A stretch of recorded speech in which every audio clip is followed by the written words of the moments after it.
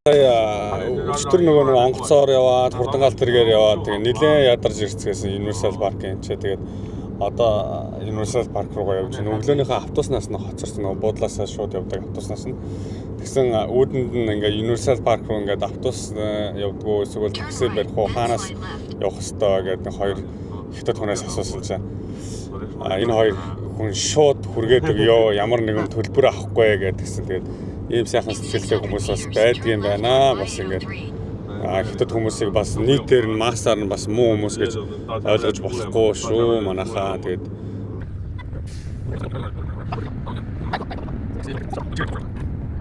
гэр бүлээрээ явж ин тэгээд өвөр дээр ингээд суулгасан. Уул нь бол нэг хятадын энэ замын хөдөлгөөнийхэн дүрм дээр нөгөө өвөр дээрээ сууж явахыг нөгөө зөвшөөрдөггүй.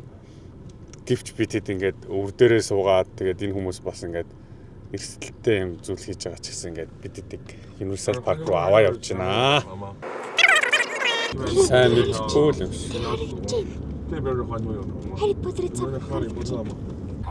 За нөгөө хоёр хүнтэйгээ явж тэгээ нөгөө хоёр удаа нэг газар буулгаад биш байна гэдээ суулгалаа тэгээд үнэхээр сайн сэтгэлтэй уусууд юм аа. Тэгээд нөгөө хуучин газрын дураг дээрх одоо нөгөө Google Maps-ийн хоол ингээ байршлууд нь өөрчлөгдөд явчих тийм ээ.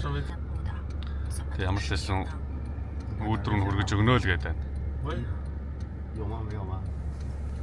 Тэгээд би сая бодлоо л доо. За хэрвээ Монголд ингээд гадаад хүмүүс байсан бол ийм асуудал тулгараад бас очих газрынхаа байршил нь ингээд Google Maps одоо жишээ нь алдаатай ч юм уу хуучин байршил нь өөрчлөгдсөн байсан бол юу болох байсан болоо гэд бодож байна. Тэгээд зүгээр миний таамаг шүү зүгээр. Дийлэнх нь илүү мөнгө авах бодох байсан юм болоо. Тэгээ улсын хооронд ингээ аялал жуулчлал хөгжихийн хамгийн ихний одоо соёл шалгуур бол эндээс эхэлж байгаа шиг байна да залуучуудаа. Дийлэнх нь бол ийм байгаа юм шиг л харагдаж байна шүү ер нь. Тэгэхээр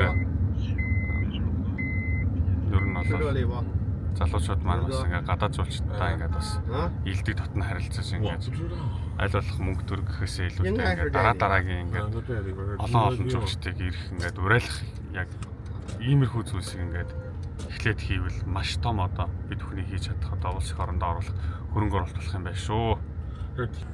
Fine.